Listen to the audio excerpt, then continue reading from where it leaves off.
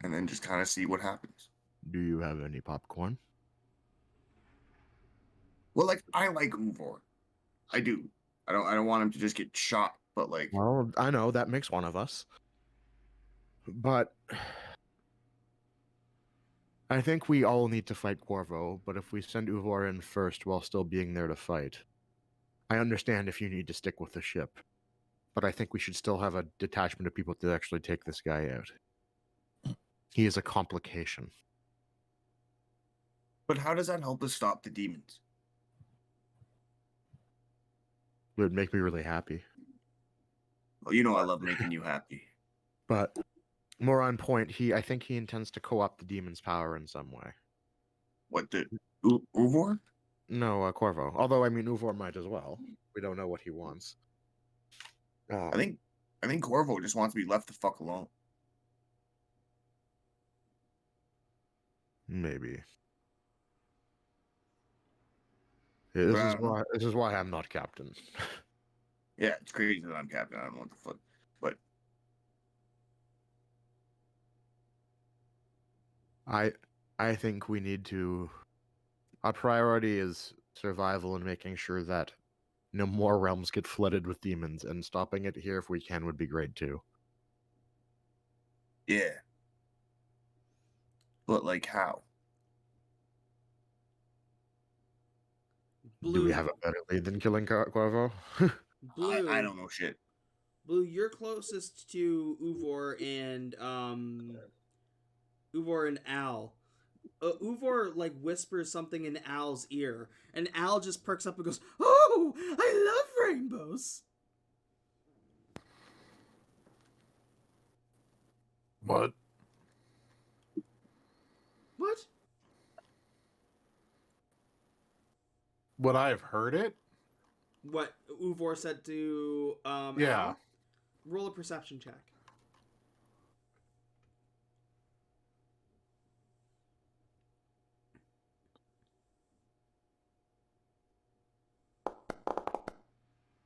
Ooh. On a 17, you make out him saying I'll kill Corvo and take his true treasure. And you don't catch what he says. He says the rainbow something, but you don't catch the other word. But I hear take his treasure. Yeah. What do you want about, little man?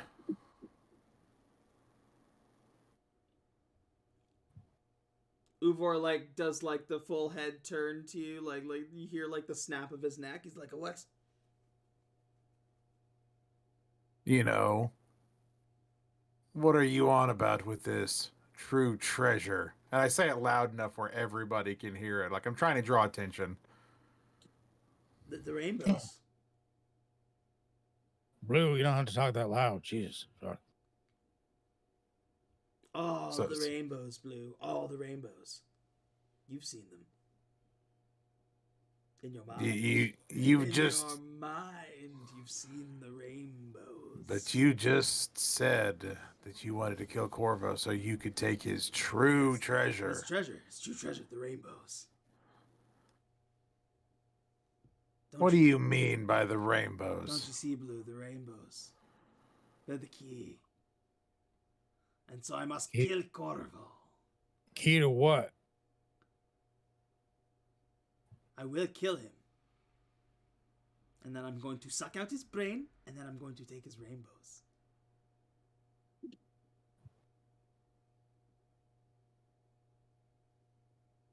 Blue.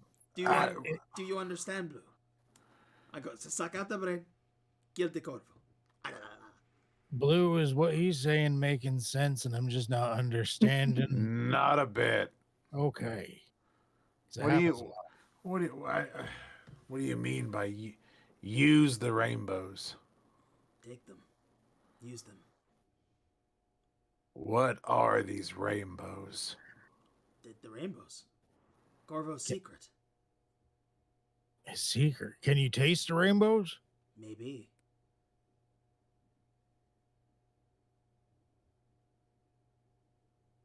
Maybe we should just go get some information from Corvid. What would you do with these rainbows? I would zombie boat. What You people say? know, Hold on. What'd you just say? Zombie boat. Rainbows? Corvids. You would zombie boat with the rainbows? Corvids? What's a corvid? Corvo. Corvo is a corvid. Corvid. Is that? And he's got rainbows. Rainbows. And they're in his brains. Rainbows. Rainbows. Do we have to eat the? Do we have to eat his rainbows? I'm going to eat his brainbows. Do I have to feed Marv? Do I have to feed Marv his rainbows? Is that what you're saying? Maybe. This is making a lot of sense to me, guys. what? I think we have to eat Corvo's brain. Alexander perks up like, I like this plan. Now you can talk. I'm not up for that. You told me we don't eat people no longer. But you don't eat people no longer. No, I don't eat children no longer. I'm not feeling so comfortable on this crew if we're discussing eating a fella. But if it gives you rainbows, Brainbows. Doesn't make it- rainbows, will the rainbows stop the demons? That's what I really want to know, Orvo. Mm-hmm. How do we stop the demons? Don't fucking shrug at me. Shrugs at you. What exactly are these rainbows? The rainbows.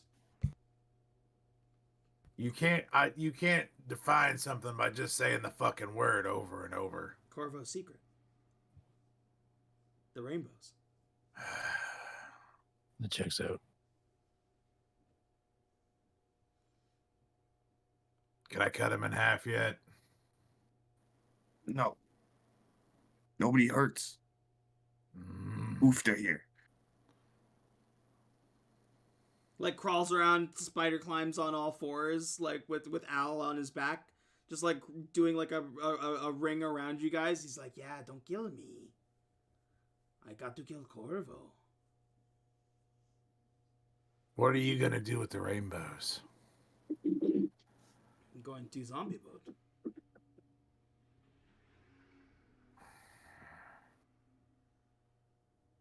Yeah,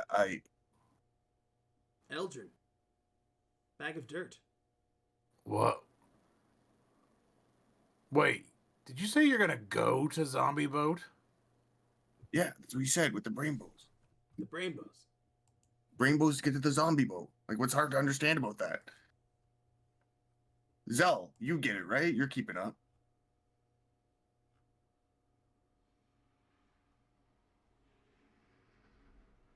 Rainbows. You understand, Varjo, that happened in the past. Yeah, I don't know how he knows that. That's kind of why I'm interested in him. That's why the whole reason I was like, hey, let's If fucking. he's going to take us to Zombie Boat, is he taking us to when that happened, or just to the boat? No, I think he's taking us back.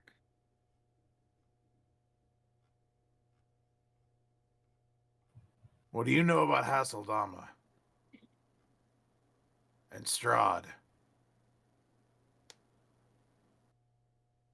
Like Winnie's back on two legs with like the front legs and does like a weird like noise that's not a horse neigh and like sounds more like you know when you like get something weird stuck in the vacuum and it's like almost like a high pitched wheeze like that. Oh, Jesus.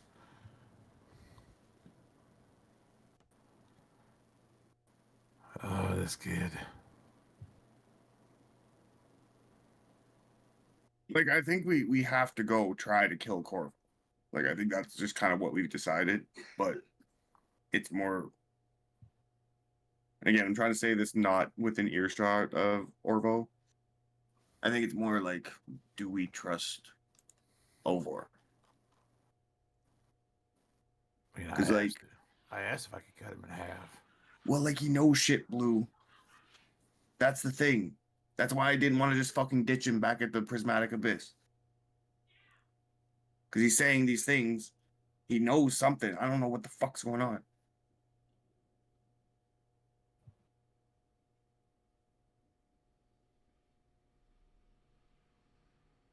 I think Jiro said it best. We want to kill Corvo because fuck Corvo. He's on our side for now. We'll figure that out after.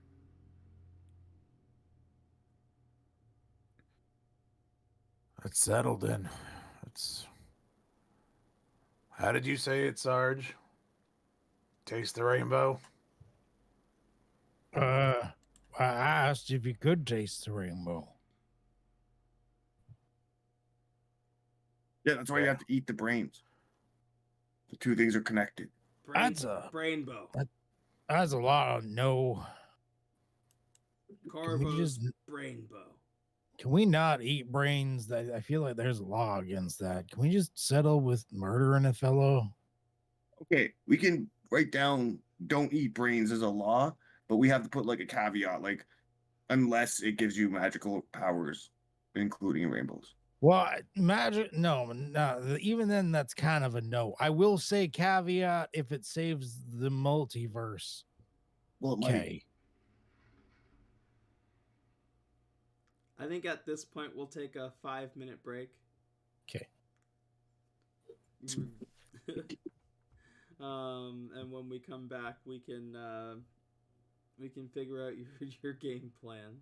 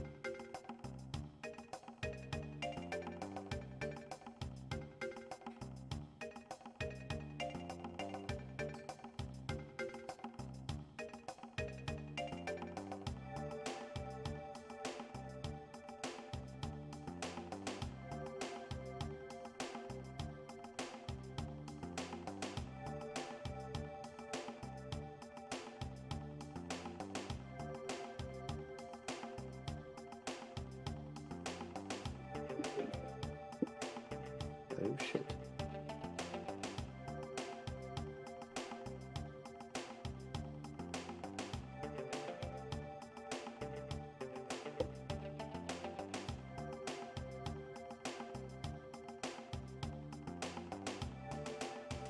Mm-hmm.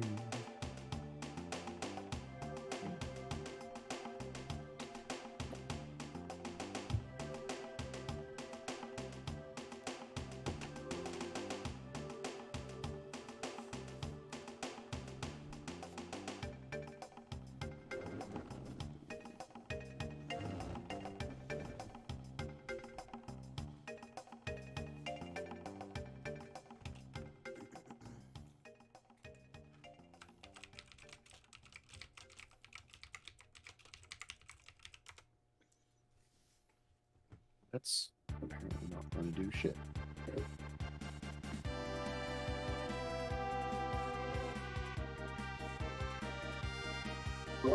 I'm back.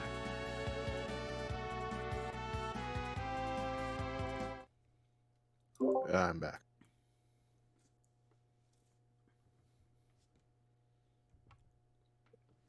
Yeah, we'll get a roll call. Who's here? Who's not? Yes, sir. Eyes here. Okay.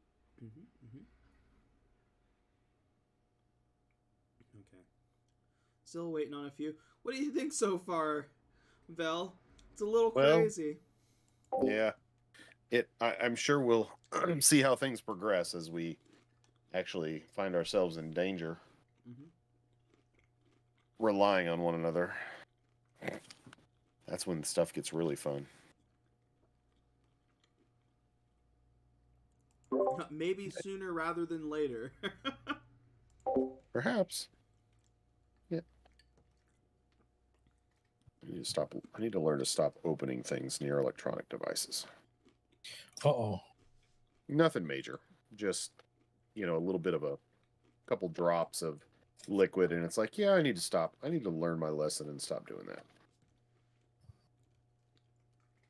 Water and electronics do not mix. Liquids and electronics do not mix.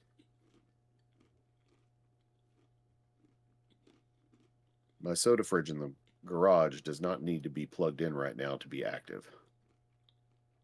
As cold as it is here. Right? All my beverages are slushy.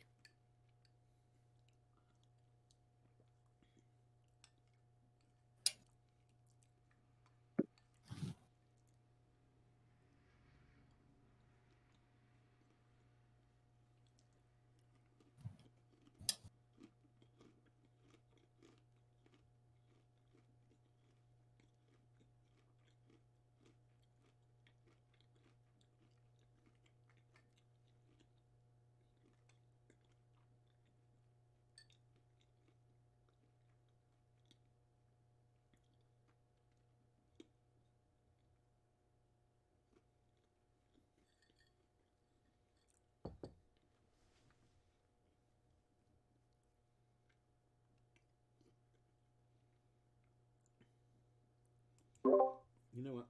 I didn't grab water. I'm going to do that as well while we're waiting for the last couple stragglers.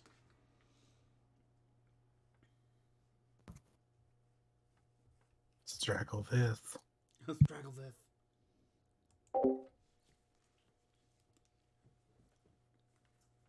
They're angling.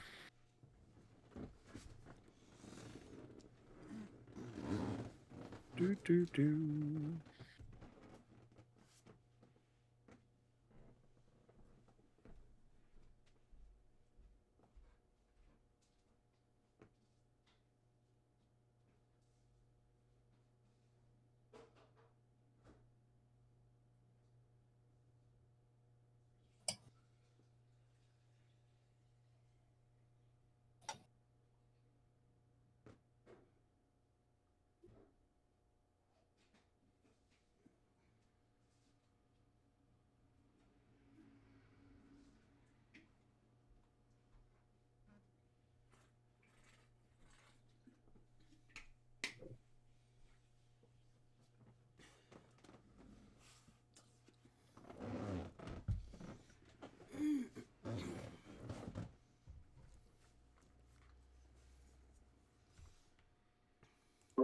Okay, I'm back for realsies this time.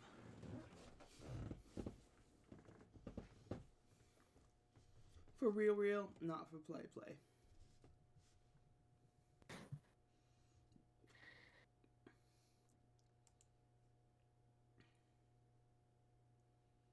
Are we just waiting on Ray? Joda? Mhm. I'm here. No? Oh, everybody's here. I think everyone's good. I think we're Everyone's all good. Wonderful. Then yeah, kind of kicking our right back to where we left off. You're in the middle of discussion of your plans.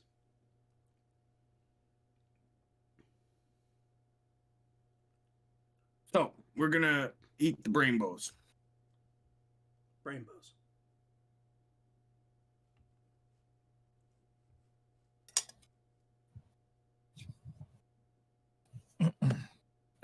I'm not up for eating rainbows unless you needed to save the universe.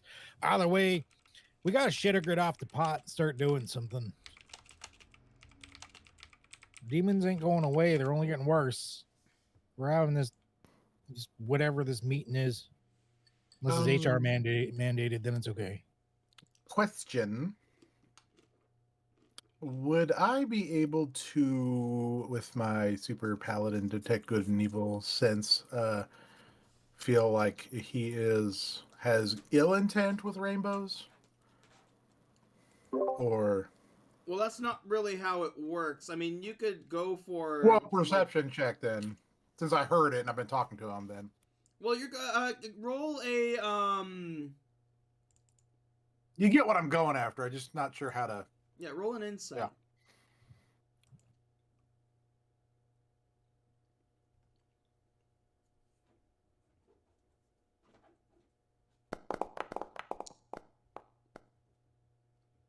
I'm gonna use my inspiration because why not? Mm-hmm.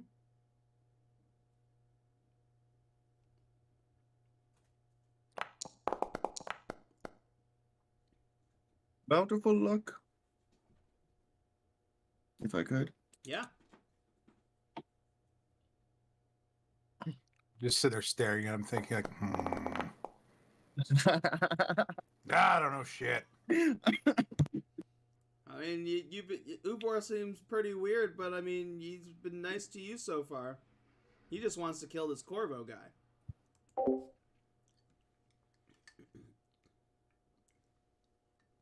Why do you want Corvo's secret?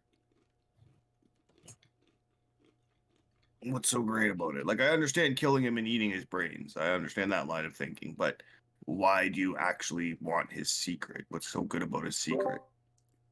Zombie boat. I'm sick of fucking hunting secrets, Uvor. I'm fucking secret hunter Varjo now. Secret dancer. I'm cave zombie Uvor.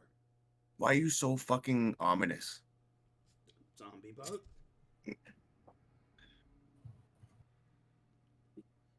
Eldrin. I'm gonna hit you. No, I'm not. Dream pie. See, I mentioned that. See, now I know. You're trying to fuck with me. You never mentioned Dream Pie until I fucking mentioned it, Uvor. Bag of dirt.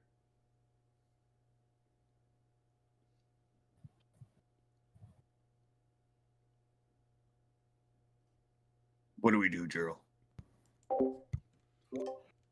The reincarnation strategy is still an option.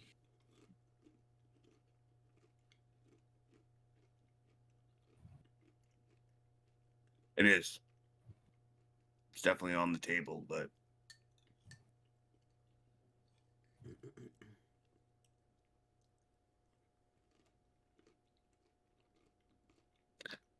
why don't we just bring this dude to that dude and just say, like, hey, what's up? This guy wants to kill you, and we're probably going to let him and try to kill you unless you can tell us about your secret in rainbows.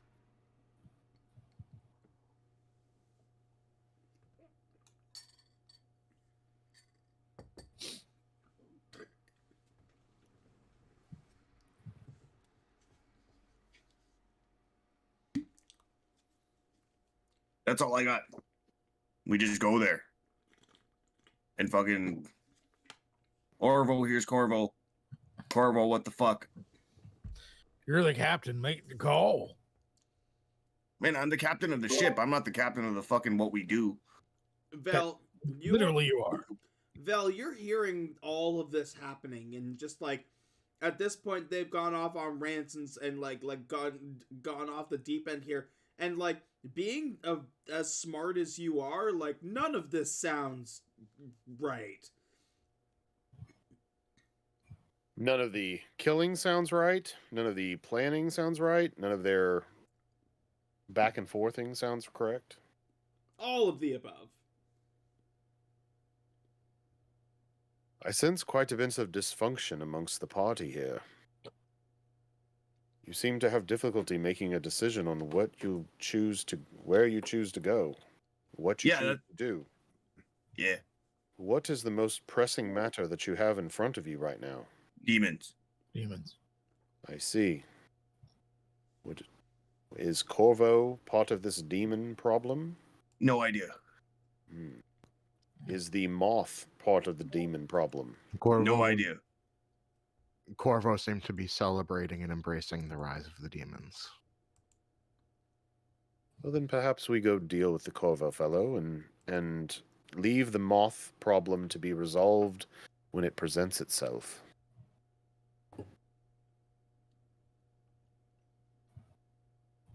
I mean, I said that earlier.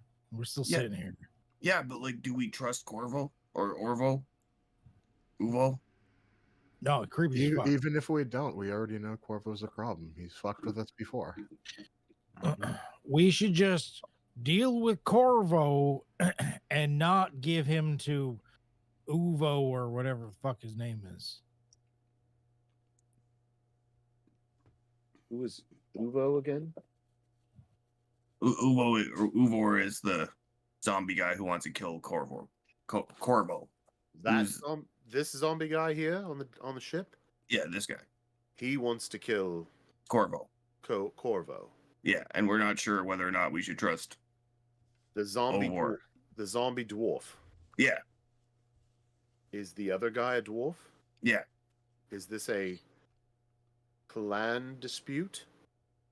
Yeah, kind of. He sent that Corvo is the quote last dwarf, but he kind of lied because like there's a dwarf right there that's like of his kin that's still alive. So he's a fucking liar. But I mean, technically, he is the last living dwarf. Yeah, so he should say that in his title then. I see. I'm kind of big on titles. If you can't just give yourself whatever title, it has to mean something. I know that you are big on titles. I remember. Yeah, so. But the question is just. But the question is, do you let this zombie eat the last of his kin? Well, yeah, that's the thing. Is like now we know Corvo has a secret. So like, do we let him eat his brain and possibly lose that secret, or like maybe he uses that secret to get more demons, or I don't know. You think Corvo is going to eat Orvo's brain? No, Orvo is going to eat Corvo's brain. Okay. Yeah, I thought that's what we were talking about, but it seemed odd that. So you think Orvo might eat his brain and then summon more demons? Well, yeah, I'm thinking that if we let Orvo at Corvo, it might blow up in our face. I don't think anything good ever comes of letting an undead eat eat somebody else's brains. So I would agree with that stance, I believe.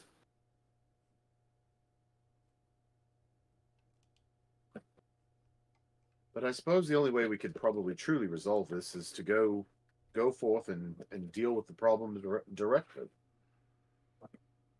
Yeah, let's just fucking go there. Sounds good to me. Are you actually making a decision on where to go? We only have one place to go.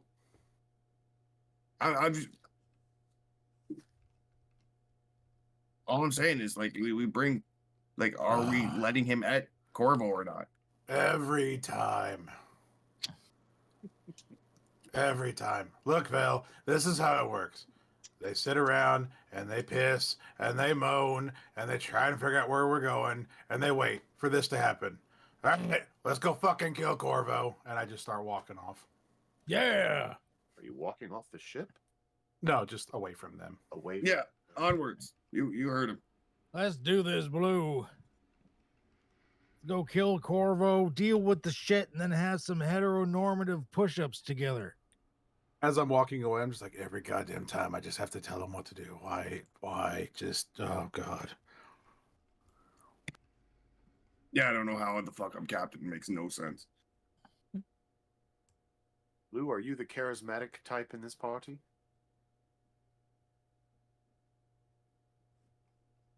Not really. Oh, he's bad at magic. It's a soft spot. He's bad at magic. Okay. Yeah. He's a paladin, but he's not so good at magic. He doesn't do magic very He much. doesn't- Oh, I see. And no, he's kind of embarrassed about it. He's terrible at magic. Don't Well, rub it you in. were my teacher. I didn't teach you. Your god taught you. I don't know. Look at Cyan over there. He seems pretty good at his thing. Seems like a blue problem. He just dropped on his head.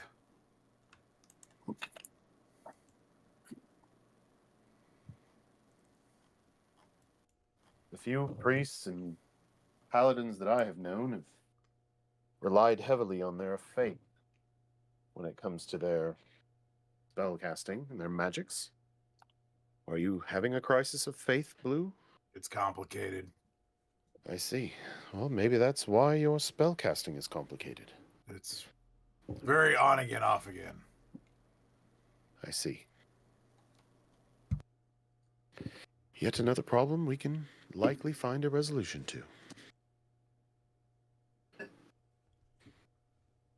Helmsman Henry pipes up and says, "So, Captain, then we're taking we're going to the towers." Yeah, we're just pulling right up to the towers. Straight up, park on the shit. Get out. We'll fucking figure it out from there, I guess. Okay, and Maybe do like a cool landing. My friend Udlick used to blow holes in walls when he'd make his entrance. I don't know if that's an appropriate activity or an action, but we could certainly try it. Oh, I like your style. Just start raining down on him. But then he might start attacking the ship, and I value the Skydancer's life more than all of yours. So, like, Oh, I'm not suggesting we put your ship in harm's way unless we absolutely needed to. yeah, dude had like this big gun, like this big blaster thing. So I would assume that he has other big things that he could use to shoot at my ship. got the brainbows. You're gonna fucking tell me what that means, Uvor? Zombie boat. Can I insight check him? Insight check him. Is he genuine? Like, what I'm trying to figure out is, like, is he trying to help me with my goals? Like, he obviously understands what I want, Go ahead and because I roll won't an shut the insight- fuck up yeah, about it. roll All an right, insight all check. right, I got you. Here it comes. Okay. On a 23, Varjo, you start to gain this little bit of insight that this thing is an undead lunatic. It drank from waters of madness and it was fine. And it's not that when he's saying zombie boat, he is saying zombie boat. He's responding to you, but what is coming out is zombie boat.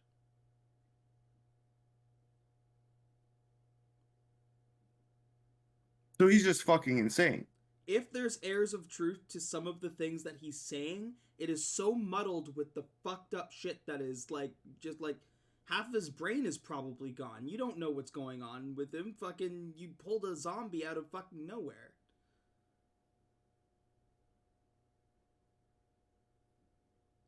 You're starting to realize it as the rantings of a fucking madman. You're hearing the little bits that make sense, and you're hearing the bunch of shit around it that's not making sense. Did this guy actually know shit about me? Or am I realizing that all of that was just bullshit? That you don't know. Like, did he say things that he couldn't possibly have known about? What, like the zombie boat and everything else? Like, he's actually Yeah. saying those things. But you're not sure what of that is, like, how that ties to anything.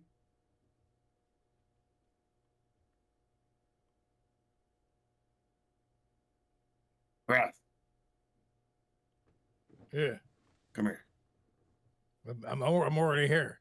No, like, come closer, closer, closer. You smell real bad. That's fine. I need to fucking whisper something to you. All right, fine. Arvo's resisting. Throw him in the brig. All right. And I look at Blue too, and I nod. I'm gonna go over. I'm just gonna like run like and like football tackle Orvo while screaming, "Stop resisting!" Okay, this is going to be an opposed athletics check.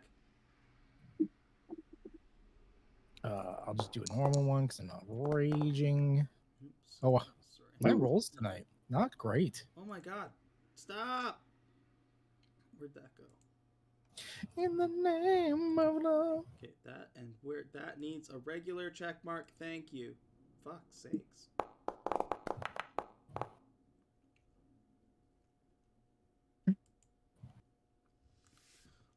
You go to pin him down, and he like does like you hear his back crack as he like snaps himself and like starts to crawl around you like a spider. He crawls very quickly away and crawls up the tree. All right, hunting him down a tree. This is a wily bastard. Are we putting him in the brig or what? Let's see how this pans out before yeah, we're putting him in the brig. Anybody wants to step in? I'm sorry, All right, Orvo. Orvo. You're the captain. Time to throw hands. I'm helping you now. Stop resisting, Orvor. It'll be over soon. I'm not going anywhere. What are you, Brig? What are you talking about? We're going to kill Corvo. We are gonna kill Corvo, but you gotta go sit for a bit. What? We put Corvo in the brig. We got to bring you there. Roll deception. No, don't. There's no way he's gonna like buy that. Yeah, I'm not even gonna roll it. No. Don't insult his intelligence. I don't know. He's crazy. No, he's just different. You gotta go just sit in the brig for a bit, man. And then we'll kill Corvo. No, I'm going with you to kill Corvo. I'm not going to any brig. Look, I promise you, Orvo. If we're gonna kill Corvo, we won't do it without you. Why do I need to go to brig? I can go. I can just be right here. No, you gotta go in the brig for a bit. No. You're too much. We gotta put you away for a bit. Fuck this shit. I'm gonna use appropriate law enforcement escalation tactics. Okay. And then I'm gonna fly up and just try to tackle him down again. Okay, so you're up like the 50 feet top of the tree. Yeah, I can fly now, so. Yep. And you're going to tackle him. So we're going to go ahead and roll another opposed athletics. Okay, all right. Both rolled a nat 20, but he's slightly stronger. And he's slightly stronger, yeah. So you go to tackle him, and he like stops you like in midair kind of thing, and like grabs onto you, and you feel now that like as you are tackling him, like he's grabbing onto you. He's like, I'm not going anywhere. He's only a bit stronger, so I'm grabbing onto him. We're going to do this. He is going like he's not gonna keep the grapple. He's gonna release you, and like Al's still there, like just like laughing giddily. He is going to start running to like he'll jump off. After Wrath fails, like, and he starts getting away, I want to cast something if I could. Yep. I'm gonna hit him with a hold person. Okay. Come on, Orvo. You can't kill Kovor without us. He's got to take one for the team here, man. Lands on the ground and like you stop him like dead in his tracks. Well, that makes that easier. Al looks up and he's like, "You're the fun." I'm sorry, Al. It's got to be this way. That lasts what, a minute? Yeah. Well, he can start making things. Well, I'm immediately gonna rush over and like pick him up. I'm gonna start carrying him to the brig. I'm gonna put a wizard blunt in his paralyzed hand. Yeah, we're gonna have to put this into rounds. Okay. See how quick he can get to the brig? Yeah. You're a barbarian. You're fast, right? Yeah. You got this. Oh, I don't have the fly thing on anymore, but I can still move at 80 with the dash, so speed is off. With a person?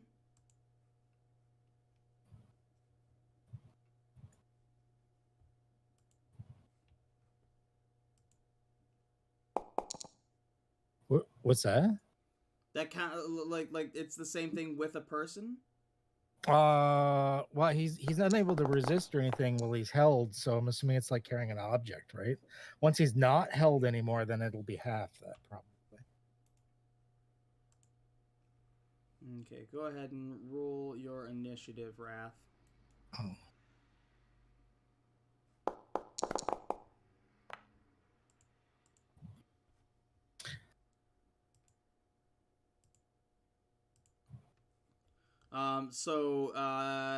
He failed the first one. I think he rolled a 13 there. So where's Wrath? Wrath's right here. You're down here with him.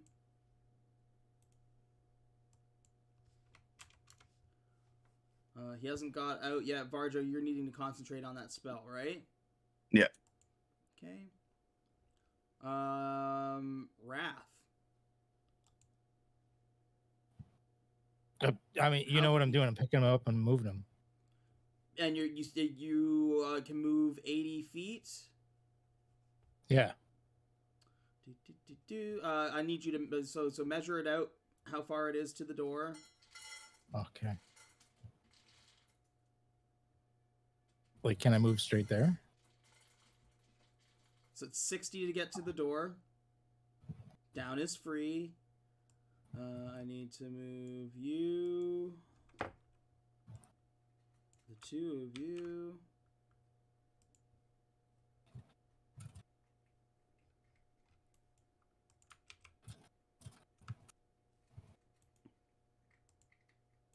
Everyone should be able to see here.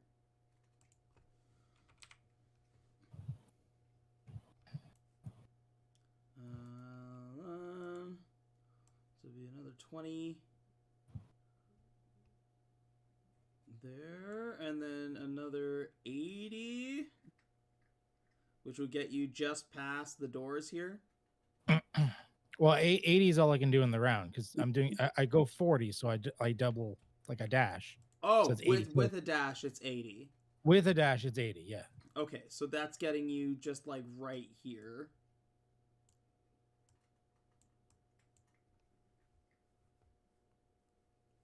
And sorry, what was it? You had a 7. He had a 19. There's no way he can do damage right now, so I'm not worried about that. But he is first. There we go. Whatever. He's gonna roll another wisdom save. Needs an 18. No? Okay, so Wrath, you go another 80 feet. Another 80? They can't move me. Oh, yeah. Go for that. You should be able to move now.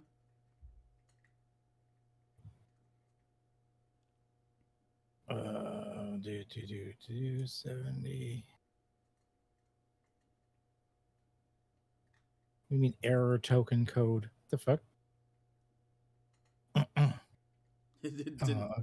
It's not liking that movement at all. Maybe if I go there. There we go.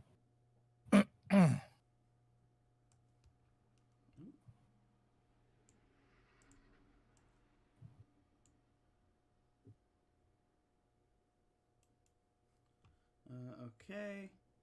And then I'm gonna get him to roll a wisdom save.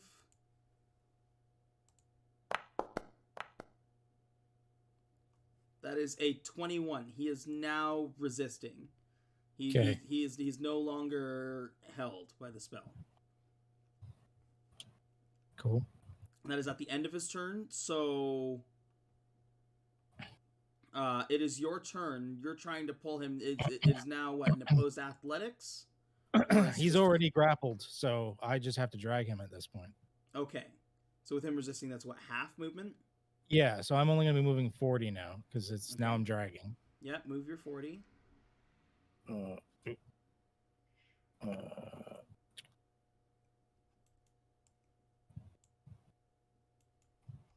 Okay. On his turn, he is going to try to break the grapple with an opposed athletics check.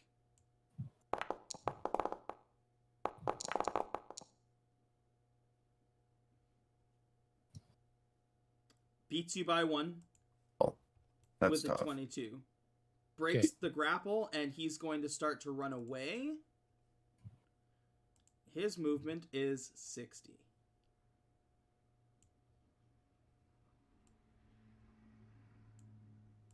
I'm just gonna let him go. This is like Yeah. a tedious scene at this point. This Yeah. is a lot of rolls for not a very exciting thing.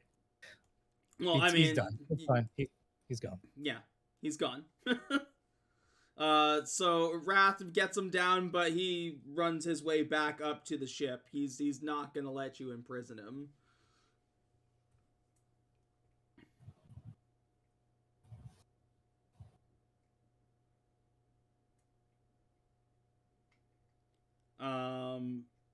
And I'm going to say that with him actually being able to get away with you trying to imprison him, he's going to run off the ship. See ya. Yeah, because the ship's on the ground right now. It hasn't taken to the air yet.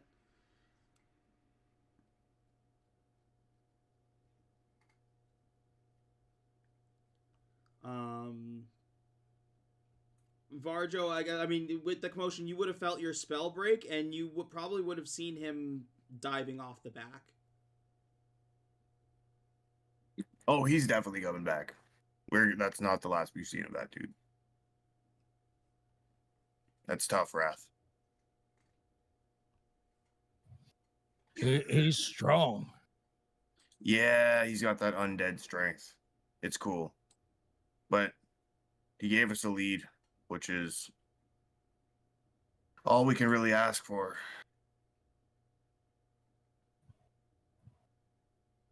But I don't think I'm the keeper of Corvo's secret. So I'll get Henry to bring you all over there. Don't die.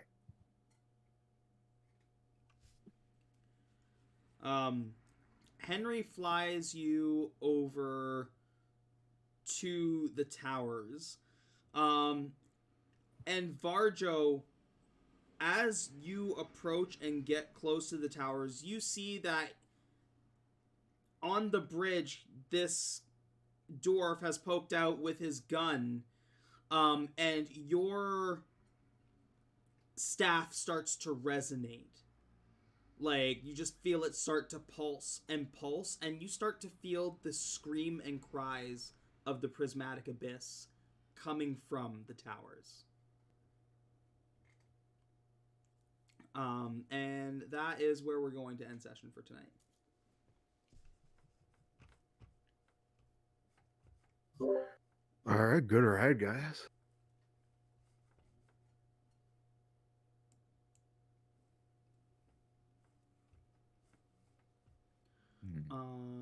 For it was a wonderful session. There was a lot of good role play. Everybody can go ahead and add 10 points to their points card.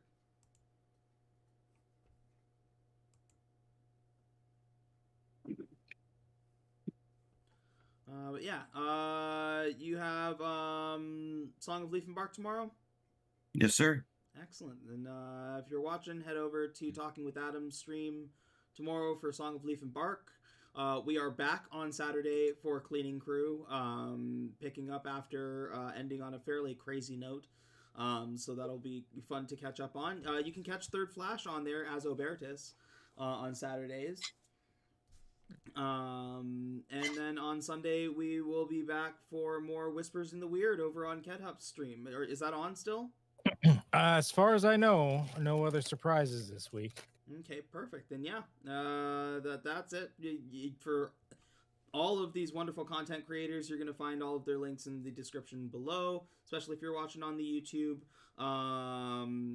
And yeah, we're on episode 56. So if you have no idea what's going on and you've just jumped in and you're just checking it out, there are a lot of episodes to catch up on for all of this weirdness. But yeah. Thanks everybody who tuned in. Love every single one of you. Hope you have a wonderful day, afternoon, or evening, wherever you are. And as always, power to the players. We're out. Peace.